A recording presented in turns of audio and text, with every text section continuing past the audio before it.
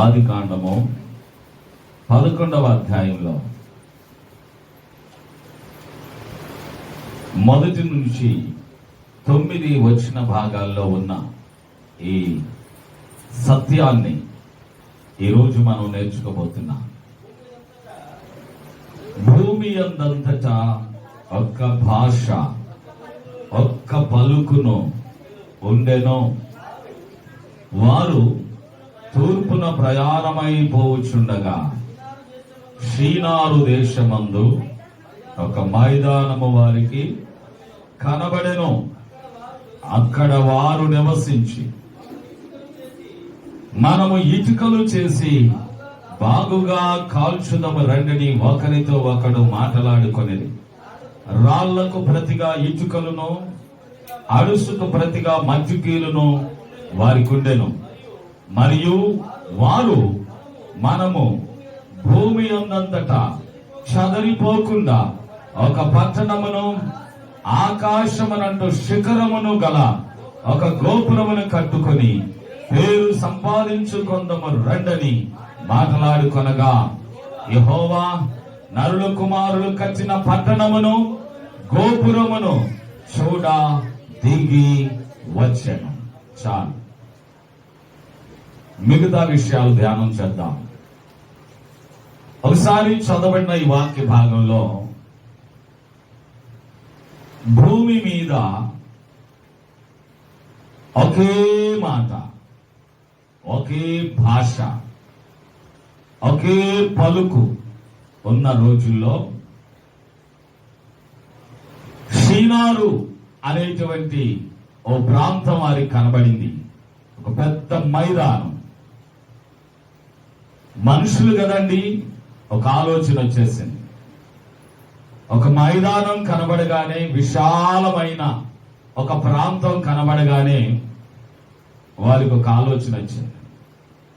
మరి మీకు కూడా ఏదైనా మీ ప్లాట్ కానీ, మీ స్థలాలు కానీ, మీకున్న పొలాలు కానీ, మీరు కలిగున్న ఆ భూమి కానీ మీరు చూడగానే, మీకు కనిపించగానే ఏమనిపిస్తుందో? మొదటిగా ఒక ప్లాట్ ఉంటే చక్కని ఇల్లు కట్టుకోవాలి. డబల్ అయినా త్రిబుల్ అయినా మంచి ఫెసిలిటీస్తో అద్భుతమైన శ్రేష్టమైన ఇల్లు కట్టుకోవాలి. మొదటిగా ఈ ఆలోచన వస్తుందా? ఇల్లు కట్టుకోవాలి. ఇంకాస్త పెద్ద స్థలం ఉందనుకో ఏమనిపిస్తుంది? ఒక అపార్ట్మెంట్ కడితే బాగుంటుంది. ఇంకాస్త పెద్ద ప్లేస్ ఉందనుకో, ఒక హాస్పిటల్ కడితే, ఇంకాస్త పెద్ద స్థలం ఉందనుకో, అబ్బో ఒక ఫంక్షన్ హాల్ లాంటివి, హాస్పిటల్ను మించిన, ఇప్పుడు ఈ మధ్య కాలంలో వచ్చాయి చూడండి, రిలయన్స్ అని, మెట్రోస్ అని, డిమార్ట్స్ అని, ఇంకా బెస్ట్ ప్రైస్లని, ఇలాంటివి ఎన్నో. చక్కగా కట్టాలి కట్టాలి కట్టాలి. కట్టుకోవడమే మనుషుడు పుట్టినప్పటి నుంచి కట్టడం ప్రారంభిస్తా ఉన్నాడు. స్థలం దొరికితే చాలు, ఏదో ఒకటి. నాకు స్థలం దొరికిందంటే ఖచ్చితంగా మందిరం కట్టేయాలి. మరి నా కోరిక అదే కదా. ఇల్లు కట్టుకోవాలంటే ఇల్లు సంగతి దేవుడే. ముందేం కట్టాలి? మందిరం కట్టాలి. నాకు ఒక ప్లేస్ దొరికిందంటే నాకు వచ్చే మొదటి ఆలోచన ఇల్లు కట్టుకోవాలా లేకపోతే మందిరం కట్టుకోవాలా? నాకు నా ఉద్దేశం ప్రకారంగా నాకు సన్నిధి నిర్మించాలి, మంచి మందిరం కట్టాలి, చక్కని మందిరం కట్టాలి. మీకు మీ రకమైన ఆలోచనలు వస్తూనే ఉంటాయి. ఒక మంచిది. వీరికి కూడా షీనారు మైదానాన్ని చూడగానే వారికి అనిపించింది, ఒక పట్టణము కట్టాలి. ఆ పట్టణములో ఆకాశమునంటే ఒక గోపురము కట్టాలి. పట్టణము కట్టాలి, గోపురము కట్టాలి. చూడండి ఎంత గొప్ప ఆలోచన. మంచిదే, కట్టడం మంచిదే, గోపురాలు కట్టుకోవడం మంచిదే, ప్రాకారాలు కట్టుకోవడం మంచిదే, పట్టణాలు కట్టుకోవడం మంచిదే మంచిదే మంచిదే. ఒక్కొక్కరు అసలు ఒక ఊరే కట్టేస్తారు. ఆ ఊరు మొత్తం ఇక వాళ్ళదే. ఏ ఇంట్లో ఉండాలన్నా ఇక వాళ్ళ ఇంట్లో ఉండటమే. కొన్ని పేటలు మనం చూస్తూ ఉంటాం, కొన్ని కాలనీలు మనం చూస్తూ ఉంటాం. కొంతమంది పేర్లతో కాలనీ ఉండిపోతుంది. వారు ఆ ప్లాట్లన్నిటికీ వారే యజమానులు. ఆ ప్లాట్లన్నిటికీ వారే ఆ గృహాలు కట్టి ఆ ప్లాట్లన్నీ రెంట్లు వాళ్ళే వసూలు చేస్తూ ఉంటారు. అసలు ఆ పేటే వాళ్ళది. ఇప్పుడు వీరికి ఒక పట్టణము కట్టుకోవాలి. ఆకాశమనంటే ఒక గోపురము కట్టాలి. అమ్మా వినాలి.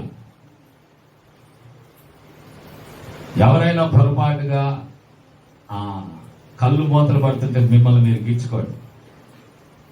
ఇప్పుడు దాకా సంతోషంగా ఉన్నా, ఇప్పుడు వాక్యం వచ్చేసరికి ఆడి పని ఆడు చేస్తాడు. ఎవడాడు? ఆడొకడు ఉన్నాడు, వాడిని మర్చిపోబాకండి. యేసు ప్రభు ఉన్నాడని మీకు ఎంత గుర్తుందో, ఇంకొకడు ఉన్నాడు. ఆడు అసలు మనల్ని వదిలిపెట్టడు. ఎక్కడికైనా బాబు మీరు వెళ్ళేది అనే ఆలోచనతోనే వాడు ఉంటాడు.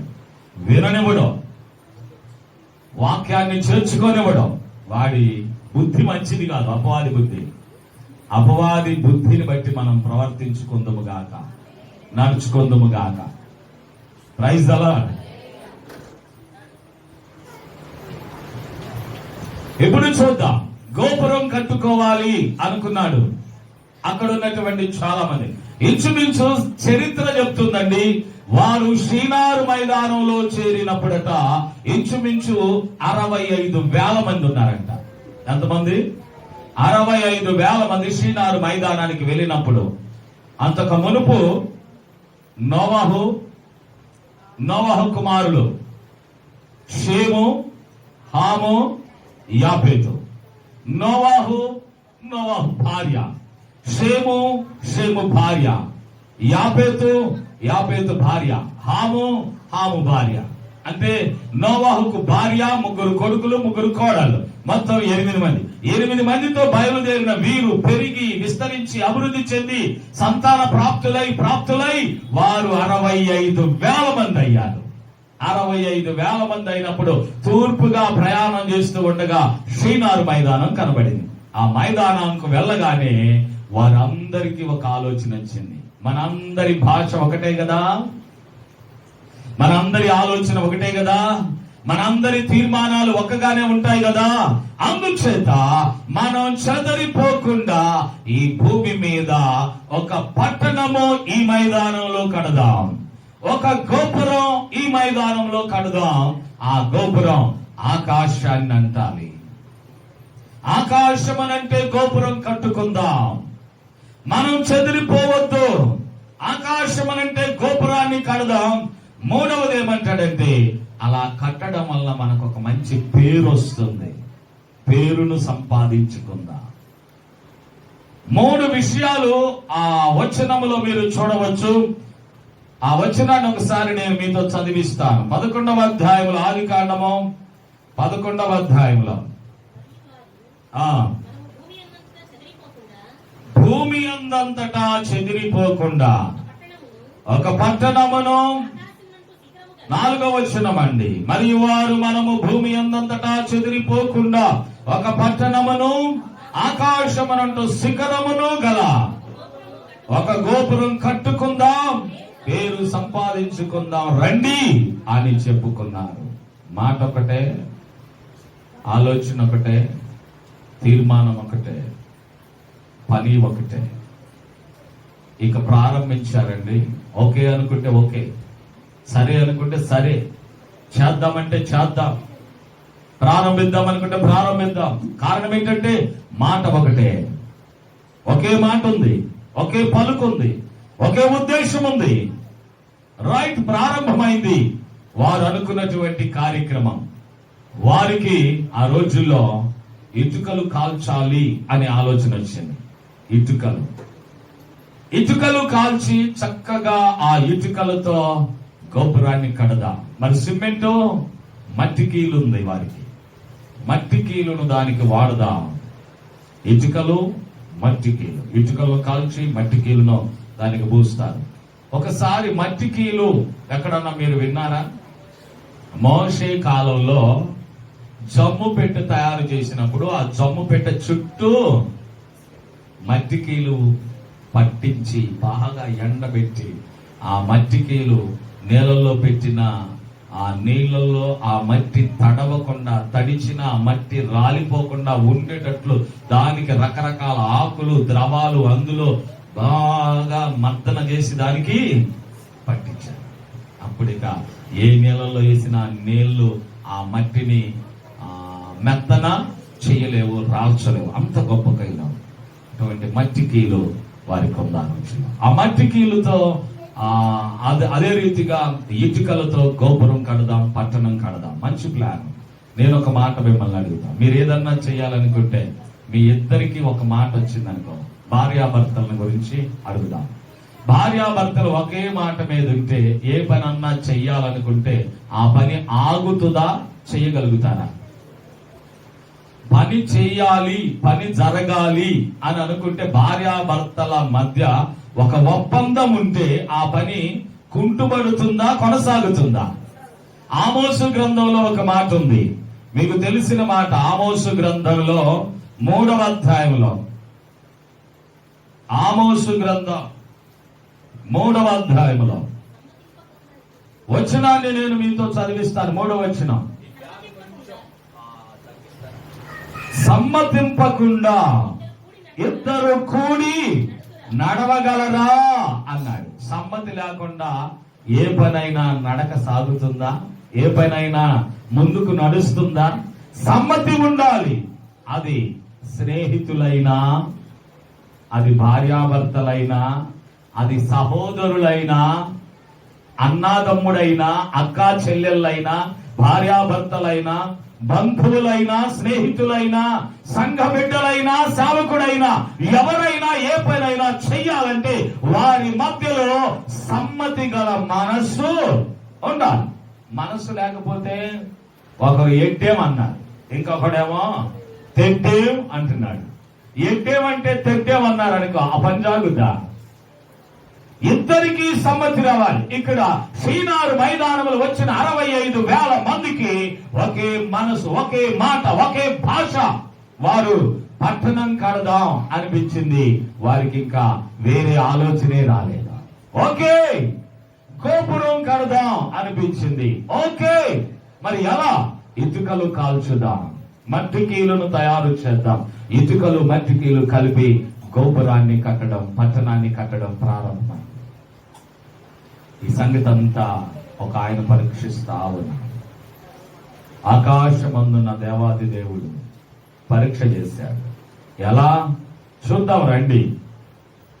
5వ వచనం. యెహోవా నరుల కుమారులు కట్టిన పట్టణమును గోపురమును చూడ దిగి వచ్చెను.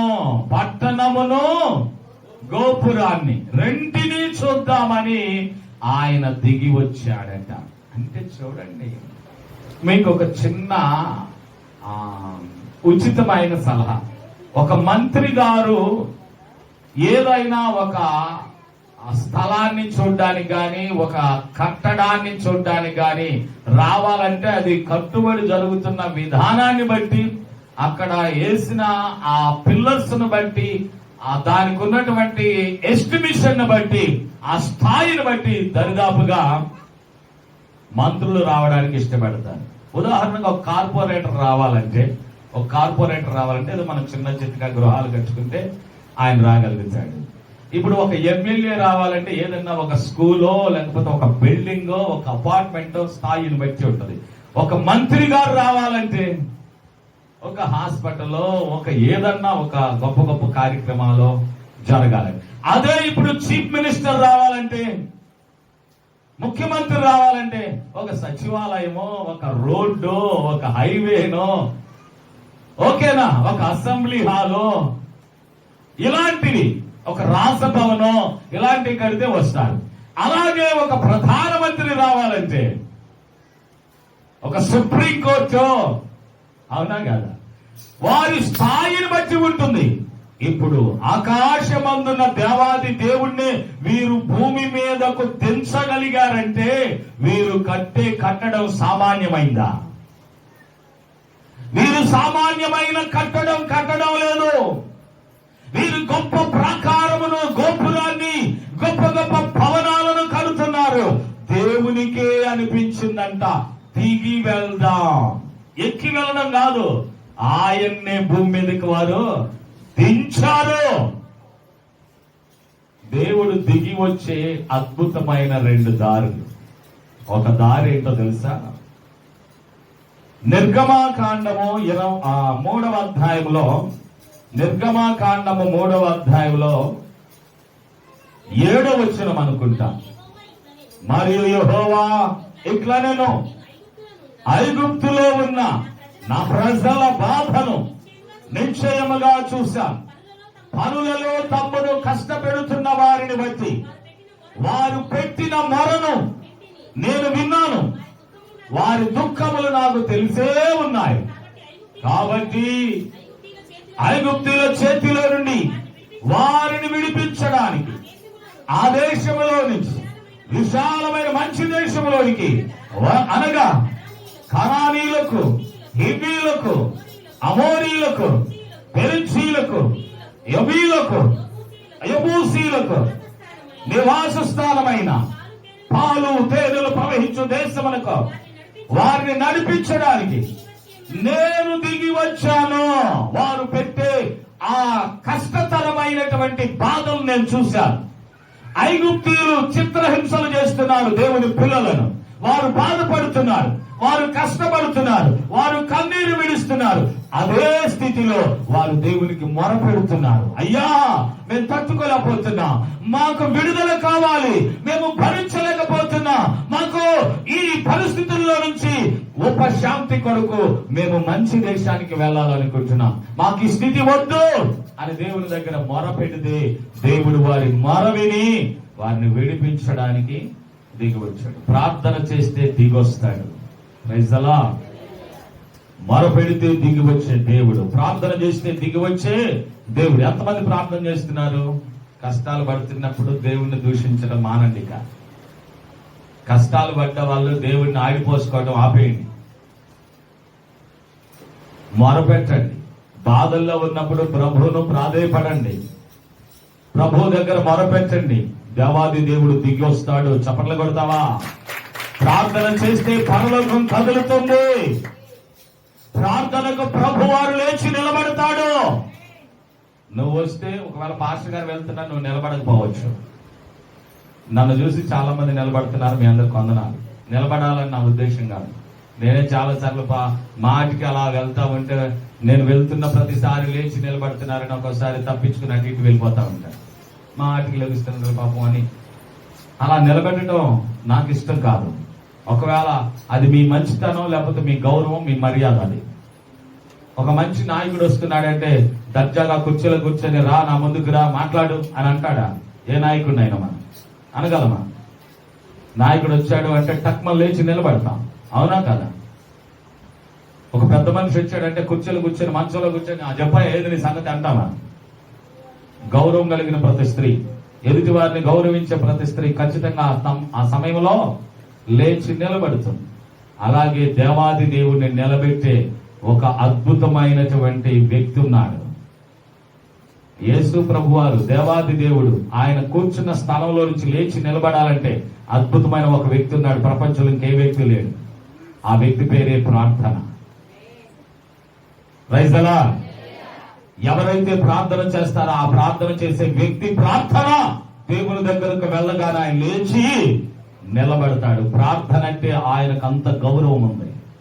ప్రార్థనను ఆయన వినకుండా నెట్టివేసేవాడు కాదు. యెషయా గ్రంథం 59 అంటాడు, విననేరక యుండునట్లు ఆయన చెవులు మందంగా లేవు. వింటాడు ఆయన. ప్రార్థన అనే పదం ఎవరి నోటిలో నుంచి బయటకు వస్తుందో, ఎవరైతే ప్రార్థిస్తారో, ఎవరైతే మొర పెడతారో వారిని, ఆ ప్రార్థనను విని ఆయన లేచి నిలబడతాడు. ఎందుకు?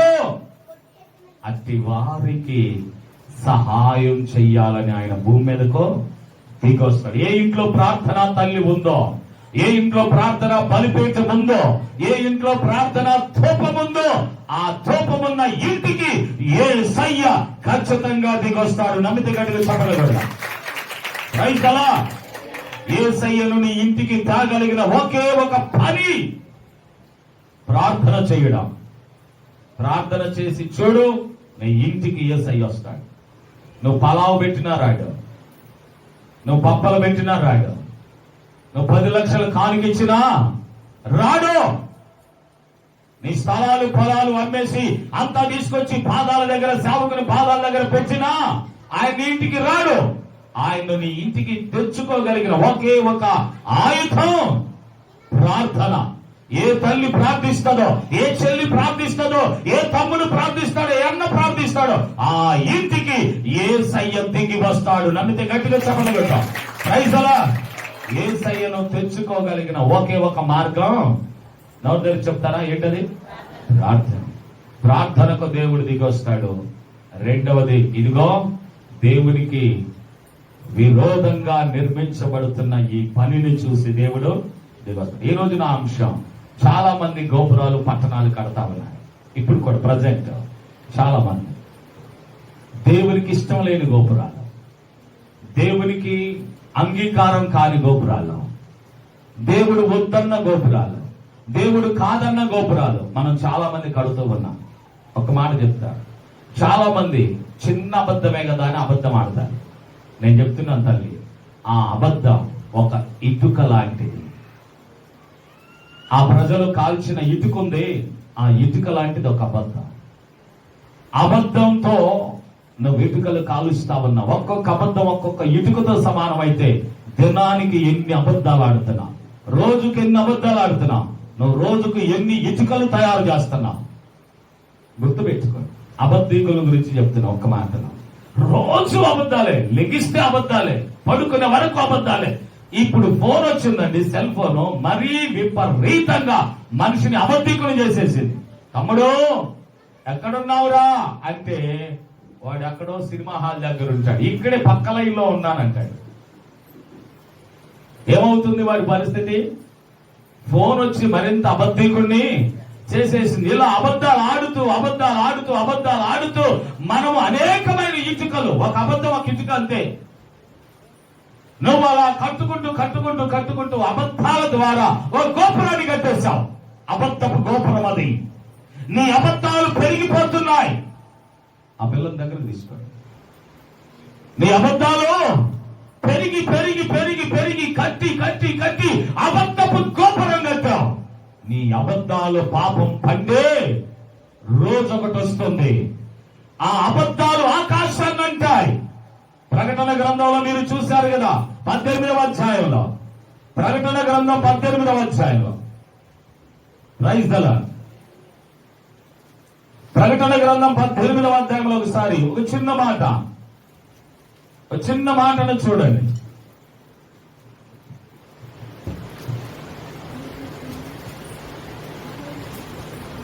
నాలుగవ వచనం, 18వ అధ్యాయం 4వ వచనం.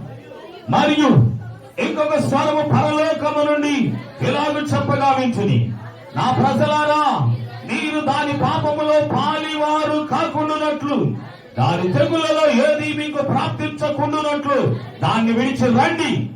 ఎందుకనంటే దాని పాపములో ఆకాశాన్ని అంటుతున్నాయి, దాని నేరాలు దేవునికి జ్ఞాపకం వచ్చాయి. ఇప్పుడు ఈ ప్రాకారం ఆకాశాన్ని అంటిందంట. అంటే అంత గోపురం కట్టాలనుకున్నారు. ఆకాశములంటే గోపురం, పాపపు గోపురం, అబద్ధాల గోపురం. దాని పాపాలు ఎక్కడికి అంటుతున్నాయి? ఆకాశాన్ని అంటుతున్నాయి. పాపం పండిందిరా అంటారు కదా, ఆ పాపాలు అబద్ధపు గోపురాలు కట్టి కట్టి, అబద్ధం అనేది ఒక ఇటుక లాంటిది. ఒక్కొక్క అబద్ధం ఒక్కొక్క ఇటుకలాగా రోజు 100 అబద్ధాలు మనం ఆడుతాం. కూర్చున్న కాడ నుంచి, నిల్చున్న కాడ నుంచి, నడుస్తున్న కాడ నుంచి, పడుకునేంత వరకు, లేచిన కాడ నుంచి ప్రతిదీ అబద్ధం అబద్ధం అబద్ధంతో ఆ ఇటుకలను కాల్చేశాం. అబద్ధపు ఇటుకలు కాల్చి కాల్చి కాల్చి అబద్ధపు గోపురాన్ని కట్టాం. ఈ అబద్ధాల పాపపు చిట్ట ఎక్కడ కంటుతుంది? ఆకాశాన్ని కంటుంది. అప్పుడు జ్ఞాపకం వచ్చావంటాను. అబద్ధికుడా, నన్నెందుకు దేవుడు జ్ఞాపకం చేసుకుంటాడు అనుకుంటున్నావేమో. దేవుడు జ్ఞాపకం చేసుకున్న గడియ సమీపించింది. నీ అబద్ధాల చిట్ట విప్పే రోజు రాబోతుంది. ఆయన కూర్చున్నాడు, ఓర్చుకుంటున్నాడు. అబద్ధాలు ఆడుతున్నావు, ఓర్చుకుంటున్నాడు. అబద్ధాలు ఆడుతున్నావు, సహిస్తున్నాడు. అబద్ధాలు ఆడుతున్నావు, ఇంకా ఇంకా దీర్ఘశాంతం వహించాడు. ఇంకా తట్టుకోలేక నీ అబద్ధాల చేత ఆయన ఉన్న చోటు నుంచి ఆయనకి లేచాడండి. ఇంకా లేచాడు, ఆయన కుర్చీలో నుండి, ఆయన సింహాసనంలో నుండి లేచాడు. దేనికి? ఆ గోపురం చూసి ఎంత బాగుందో అది మెచ్చుకొని రిబ్బన్ కట్ చేయడానికి వస్తున్నాడు ఆయన. ఎందుకు వస్తున్నాడా? ఆ గోపురం చూడడానికి. చూడండి, అబద్ధాలు ఆడారు. ఇదిగో కానీ నేనేం చెప్పానో నువ్వు కూడా అదే చెప్పు. మళ్ళా మన మాట తేడా రాకూడదు. అమ్ములు మక్క కాడు గాని సంధ్య కాడు గాని మన ఇద్దరం ఒకటే మాట అందా. నువ్వేదంటావో నేను కూడా అదే. మళ్ళీ నేను ఒకటి చెప్పి నువ్వు ఒకటి చెప్పావనుకో, అప్పుడు మన ఇద్దరి మీద వాళ్ళకి డౌట్ వస్తుంది. ఇప్పుడు మన ఇద్దరిది ఎలా ఉండాలి? ఒకటే మాట. ఇటుక కాల్చబడింది ఒకటే. ఇట్లాంటి అబద్ధాలు మనం విన్నాడుంటాం. మేమిద్దరం కాదండి, దయచేసి మమ్మల్ని మన్నించండి. మా మధ్యలో అటువంటి వాతావరణం ఇంతవరకు రాల. దేవుడు మాకు ఇంకెప్పుడు అలాంటి వాతావరణం రాకుండా కాపాడును గాక. ఆమేన్. ఇలాగ మీరు మీ కుటుంబంలో భార్యాభర్తలు ఎందరు ఉన్నారు ఒక ఇంట్లో, వాళ్ళ పేరు అననీయా, సఫీరా. ఏం సఫీరా? పొలం అమ్ముదాం, దైవజనుని పాదాల దగ్గర పెట్టేద్దాం అన్నాను కదా, ఏంటి మరి నేను తొందరపడి మాటిచ్చానంటావా అన్నాడు. ముసలాడా, పిచ్చి ఆలోచన చేశావు, నేను ముందే చెప్తావు అనుకున్నాను. సరే మాట ఇచ్చాం, మాట బాగుండా ఉండటానికి సరే అదేదో అమ్మి పడేద్దాం. అమ్మి పడేసి ఇద్దరు ఒక మాట మీద నిలబడదాం. ఏంటా మాట? సగం దాచుకుందాం, సగం తీసుకొచ్చి ఎత్తుగా అమ్మామని చెప్తాం. నువ్వు అదే చెప్పు, నువ్వు అంగడివా, నేను చంపేనా. నువ్వు అదే చెప్పు, నేను కూడా అదే చెప్తా. మళ్ళా తేడా వచ్చింది అనుకో, ఇప్పుడు వాళ్ళ దగ్గరకు పోతే ఇదేంది అననీయ ఒక మాట చెప్పాడు, సభ్యులు ఇంకో మాట చెప్పాడు అని మన ఇద్దరం బయటపడాల్సి వచ్చింది. మన ఇద్దరు అబద్ధకులంగా వాళ్ళ దృష్టికి చేరాల్సి వచ్చింది. అందుకని వద్దు, మన ఇద్దరిది ఒకటే మాట. ఇలాంటి అబద్ధాల ఇటుకలు కట్టి కట్టి కట్టి చాలా మంది అబద్ధపు గోపురాలు కట్టారు. చాలా మంది పాపపు గోపురాలు కూడా కట్టారు. పాపపు స్థలాలకు వెళ్తూ పాపిష్టి పనులు చేస్తూ, ఎక్కడికి వెళ్ళాం అంటే ప్రార్థనకి వెళ్ళాం, ఎక్కడికి వెళ్ళాం అంటే ఫంక్షన్కి వెళ్ళేస్తున్నా, ఎక్కడికి వెళ్ళాం స్కూల్కి వెళ్ళేస్తున్నా, ఎక్కడికి వెళ్ళాం కాలేజీ నుంచి వస్తున్నా, ఎక్కడికి ఎన్ని చెప్పమంటారు? ఇలాంటి ఎన్ని? వీటన్నిటిని ఏమంటారు? పాపిష్టి ఇటుకలు. ఆ పాపిష్టి ఇటుకలు కాల్చి వాటిని పేర్చి పేర్చి ఒక బాబేలు గోపురమే కట్టారు. చాలా మంది పాపిష్టి పనులు చేసేవాళ్ళు, అబద్ధాలతో జీవించేవాళ్ళు. ఒక రోజు వచ్చిందండి, పాపం ఆకాశాన్ని అంటే రోజు. ఆ రోజు యేసయ్య ఆ ఉన్న సింహాసనంలో నుంచి ఆయన దిక్కున పైకి లేచాడు. ఏం చెప్పాం? ఎక్కడికి వెళ్ళి వస్తున్నాడంటే ఏమన్నాడు యాకోబు? వేటాడటానికి వెళ్ళి వేట మాంసం తీసుకొని నీకు బాగా రుచిగా చేసి తీసుకొచ్చానన్నాడు. నిజంగా వేటాడటానికి వెళ్ళాడా?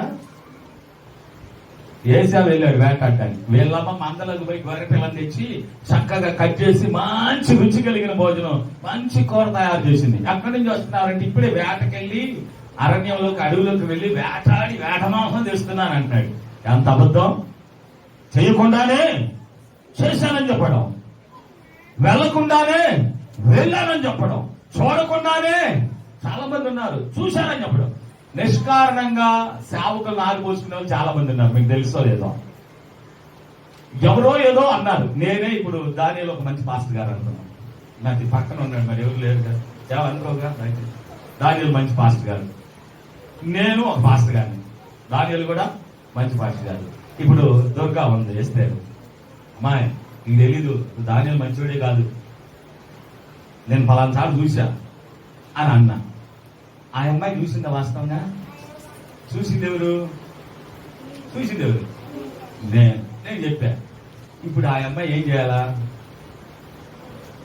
ఇంకా బలం తెచ్చుకోవాలా? చూసి నమ్మిన వారి కంటే చూడక నమ్మిన వారే ధన్యులు అనుకోవాలా అమ్మ? ఒక్కోసారి కళ్ళతో చూసిన వాటిని కూడా నమ్మొద్దండి, నమ్మొద్దు మీరు.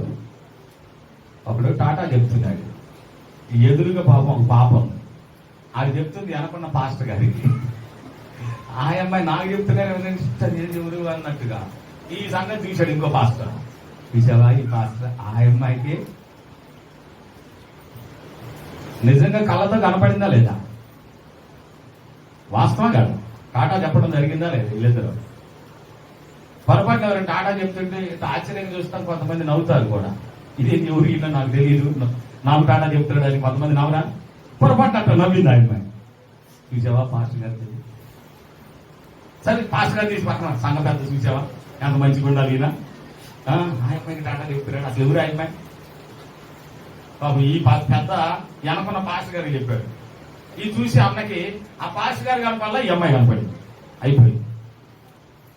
చాలా మంది ఇటువంటి చూసినా కూడా అందులో ఉన్న నిజాన్ని గుర్తించలేక చాలా మంది అబద్ధపు గోపురాలు కట్టుకునే వాళ్ళు కూడా ఉన్నారు. చేసేవారిని బట్టి మనం పక్కన పెడదాం, చేయని వారిని బట్టి కూడా వాళ్ళని పక్కన పెడదాం. కానీ నువ్వు ఏ విధమైన గోపురం కడుతున్నావు? ఏ విధమైనటువంటి గోపురాలతో నీ జీవితాన్ని స్టార్ట్ చేశావు? ఇటుకలు కాల్చబడుతున్నాయి. తల్లి తమ్ముళ్ళు, మీరు చేసే పాపిష్టి పని ఒక ఇటుకతో సమానం. ఎన్నిసార్లు అబద్ధాలు చెప్పట్లా? నువ్వు వెళ్తున్న పాపిష్టి పనిని బట్టి, నువ్వు చేస్తున్న పాపిష్టి ఆలోచనలను బట్టి, నువ్వు వెళ్తున్న దారులను బట్టి. నన్ను ఎప్పుడు చూసావు? నేను ఆ దారిని ఎప్పుడు వెళ్ళాను? నేను ఈ దారిని వెళ్ళాను. ఎన్ని మాయ మాటలు, ఎన్ని వంకర మాటలు, ఎన్ని అబద్ధపు మాటలు, ఎన్ని మోసపు మాటలు. ఇలాగా ఒక్కొక్కరు ఒక్కొక్క ఇటుకను కాలుస్తూ కాలుస్తూ కాలుస్తూ కాలుస్తూ గోపురం రెడీ అయిపోయింది. యేసయ్య పాపిష్టి గోపురాన్ని చూడడానికి లేచి బయలుదేరాడండి. ఎందుకో? మీరంత బాగా అబద్ధం ఆడారా, మంచి పిల్లలరా, ఉంటే ఇలానే మాట మీద ఉండండిరా అని దీవించడానికి వచ్చాడా? ఆయన వారు కట్టిన గోపురాన్ని చూడడానికి దిగి వచ్చాడు. వచ్చి ఏం చేశాడు? ఏమనుకుంటున్నాడు? చూస్తారా? ఏమనుకుంటున్నాడు? ఆ 6వ వచనం, అప్పుడు యెహోవా ఇదిగో జనము ఒక్కటే, వారందరికీ భాష ఒక్కటే, వారు ఈ పని ఆరంభించి ఉన్నారు. ఇక మీదట వారు చేయదలంచిన ఏ పనైనా, అందుకు నేను చదివించాలనుకున్నా, అది ఏ పనైనా, వీళ్ళు వాళ్ళ గోపురానికే ఒక్క మాటతో రకరకాల ఆకారాలు ఏర్పాటు చేసి అద్భుతమైన కట్టడాలు కడుతున్నారే, వాళ్ళందరితో ఒకే మాట కనుక ఇక ఏ పనైనా అందులో చేర్చండి. ఇక ఏ పనైనా అందులోకి మీరు ఏ పనులైనా చేర్చండి. ఇక ఏ పనైనా వారు హత్య చెయ్యాలి. అది పని కాదా? స్కెచ్ గీయాలి, ప్లాన్లు వేయాలి. వాడు ఎక్కడికి వెళ్తున్నాడో, ఎన్ని గంటలకు వెళ్తున్నాడో, ఎన్ని గంటలకు బయటకు వస్తాడో, ఫస్ట్ ఎలా వెళ్తాడో, ఏ బైక్ మీద వెళ్తాడో, ఏ టైంలో ఆ బైక్ మీద నుంచి దిగుతాడో, ఎక్కడ ఆయిల్ కొట్టించుకుంటాడో, ఇవన్నీ స్కెచ్ తీసుకోవద్దా? వీడు తగులుబడి చేసుకోవద్దా? ఆలోచించొద్దా? ఎక్కడ ఒంటరిగా దొరుకుతాడో, ఎక్కడ ట్రాఫిక్ లో ఉంటాడో, ఎక్కడ ఏకాంతంగా కలుస్తాడో. నిన్న ఈ పోయిన వారంలోనే, అంతకుముందు వారం, హైకోర్టు లాయర్లు ఇద్దరు చూసారా మీరు టీవీలో? హైకోర్టు లాయర్లు నడి రోడ్డు మీద కాపు కాసి భార్యని భర్తని గొడ్డళ్లతో నరికి నరికి నరికి చంపారు. హైకోర్టు లాయర్లు హైదరాబాద్ చేశారు. ఈ పోయిన వారంలోనే భయంకరమైన చిత్రహింస. రోడ్డు మీద ఎక్కడైతే వారు కాపు కాశారో అక్కడ వచ్చారు, నరికి అన్ని రకాలుగా నరికి మరలా కారుతో తొక్కించుకొని వెళ్ళిపోయారు. శ్రీనివాస్ అంట అంటే గంటానా ఏదో పేరు కొంటానా గంట. సరే ఏదేమైనా మనకు అవసరమా? అయితే ఏంటంటే ఏ పని చెయ్యాలన్నా ఆ నలుగురు ఒకే మాట మీద ఉండబట్టి ఆయన నరికి చంపారా లేదా? దొరికాడా లేదా? దానికి కూడా ఒక స్కెచ్, ఒక ప్లాన్ దేవుని బిడ్డలను గ్రహించాడు. నేను అది చెప్పాలని కాదు, కానీ ఏ పని చెయ్యాలనుకున్న మాట ఒక్కటైతే అక్కడ ఖచ్చితంగా ఆ పని సక్సెస్ అవుతుంది. అవుదా? అందుచేతనే దేవుడు అనుకున్నాడు, వారు ఇక నుంచి ఏ పని ప్రారంభించినా వారు ఇంకా ఏ పనిలో ఆటంకమో చూడకుండా అద్భుతంగా చేసేస్తారు. అది ఏ పనైనా, అది పాపిష్టి పనైనా ప్రైజ్ ది లార్డ్. ఇక అడ్డు చెప్పేవారు లేరు. ఇంక అన్ని నిజం పలికినట్లే ఉంటాయి. ఆడపిల్లలు మాట్లాడితే అబద్ధమైన అచ్చం సిమెంట్ గోడ కంటే కూడా గట్టిగా. ఏ గోడ కంటే? సిమెంట్ గోడ కంటే. నాకు తెలిసిన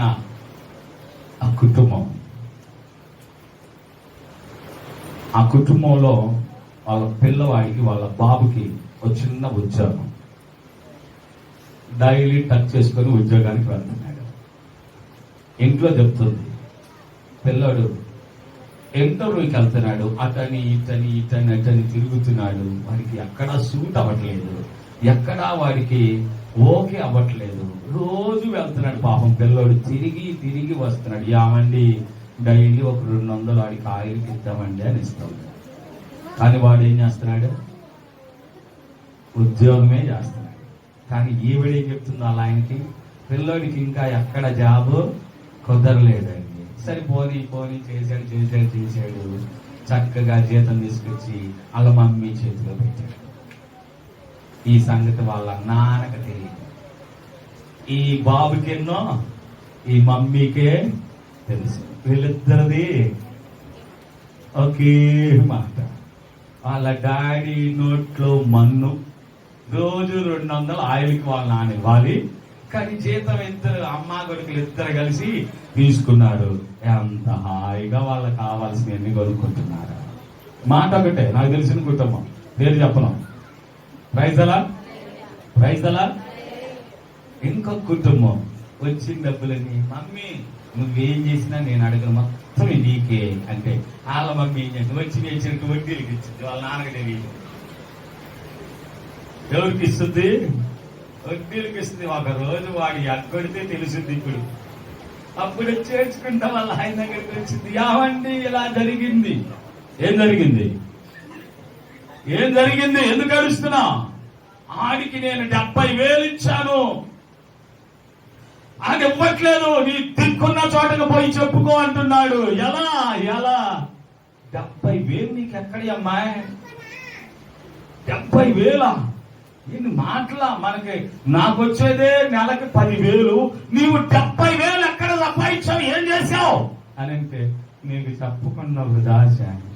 ఏం దాచావు? పిల్లోడి జాబ్కి వెళ్తుంటే జాబ్ లేదని చెప్పి ఆ వచ్చిన డబ్బులన్నీ వడ్డీ నియమకాయ ఆపించాడు. ఇప్పుడు వాడేమన్నాడు, నీ దిక్కున్న చోట చెప్పుకో అన్నాడు తీసుకున్నవారు. ఇప్పుడు ఎవరికి చెప్పింది వచ్చి? అప్పుడు నెత్తి నోరు కొట్టుకున్నా ఏమన్నా వస్తుందా? ఇలాంటి అబద్ధపు గోపురాలు కుటుంబాల్లో ఎన్ని లేవో? ఉన్నాయా లేవా? భర్తకు తెలియకుండా భార్య, భార్యకు తెలియకుండా భర్త, తల్లిదండ్రులకు తెలియకుండా పిల్లలు, పిల్లలకు తెలియకుండా తల్లిదండ్రులు లేరా? ఇటువంటి చిత్ర విచిత్రమైన గోపురాలు కట్టుకుంటున్న కుటుంబాలు. అయితే ఒక రోజు ఉంది. ఏదా రోజు? యేసయ్యా దిగి వచ్చే రోజు. నువ్వు కట్టిన గోపురాన్ని చూడడానికి దిగొస్తున్నాడు. నువ్వు మంచి గోపురం కడితే దాన్ని సత్కరించి సన్మానించి ఓపెన్ చేస్తాడు. కానీ నువ్వు తప్పుడు గోపురం కడితే ఏం చేస్తాడు ఆయన? ఏం చేస్తాడు ఆ గోపురాన్ని?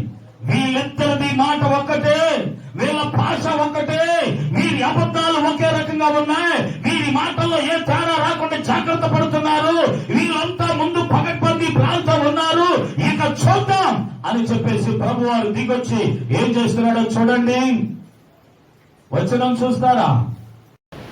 11వ అధ్యాయంలో ఏమంటున్నాడు? 7వ వచనం, గనుక మనము దిగిపోయి వారిలో ఒకరి మాట ఒకరికి తెలియకుండా. హలో వినండి, మాట కలిసిన రోజులు బాగుంటది. ఒక రోజు వస్తుంది. ఏ రోజు?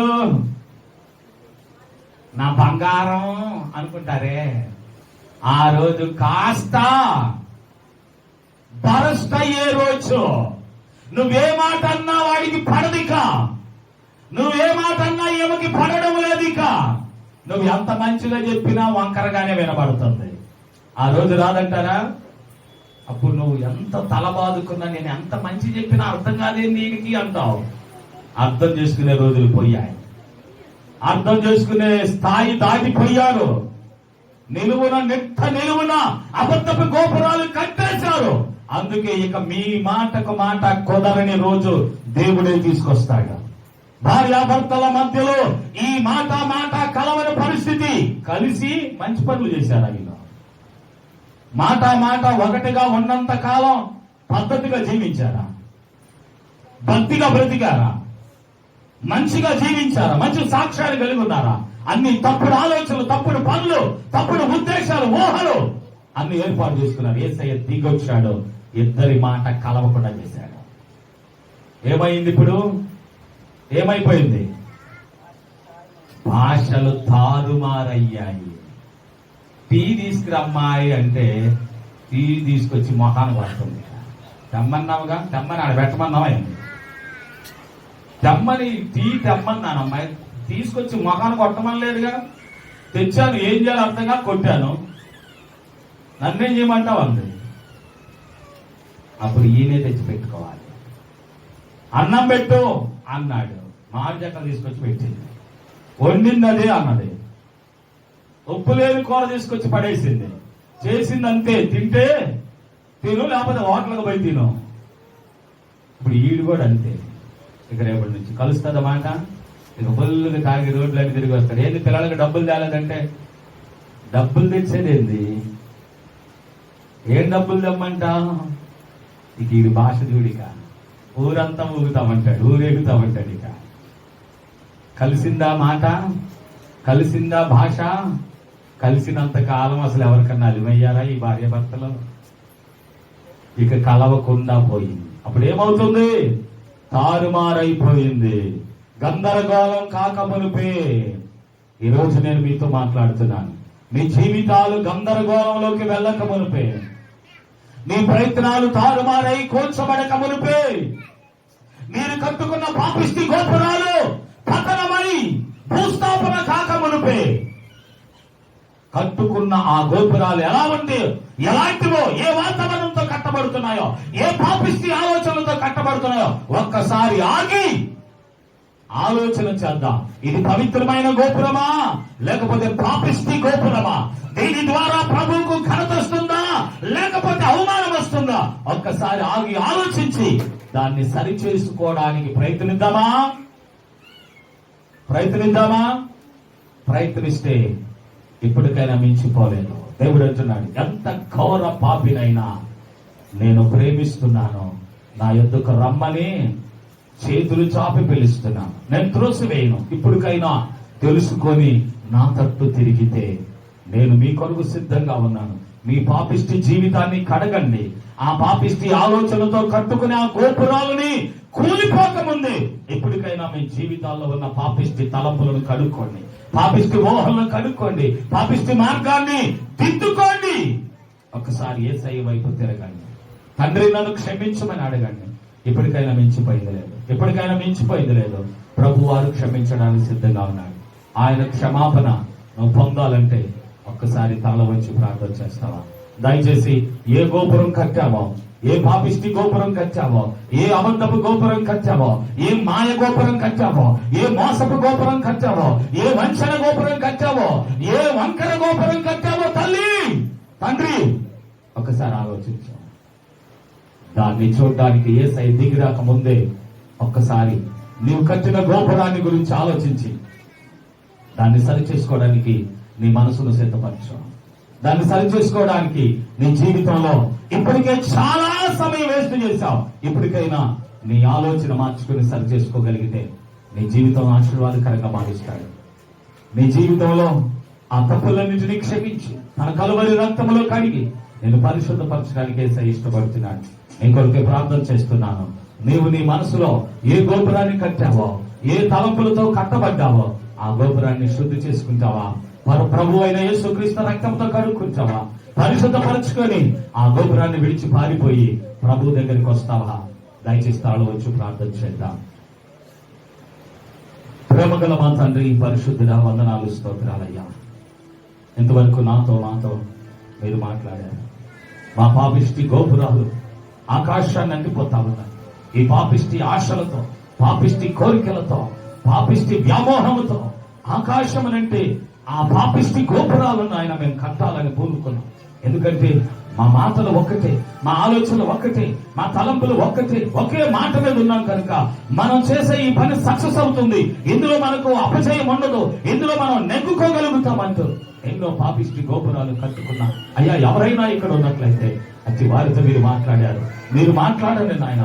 వారి జీవితాలను సరిచేసుకునే ఈ అద్భుతమైన సమయాన్ని వారికి అందించి, వారి గోపురాల నుంచి వారిని విడిపించి, ఆ ప్రాంతాల నుంచి వారిని బయటకు నడిపించమని ప్రార్థిస్తున్నాం.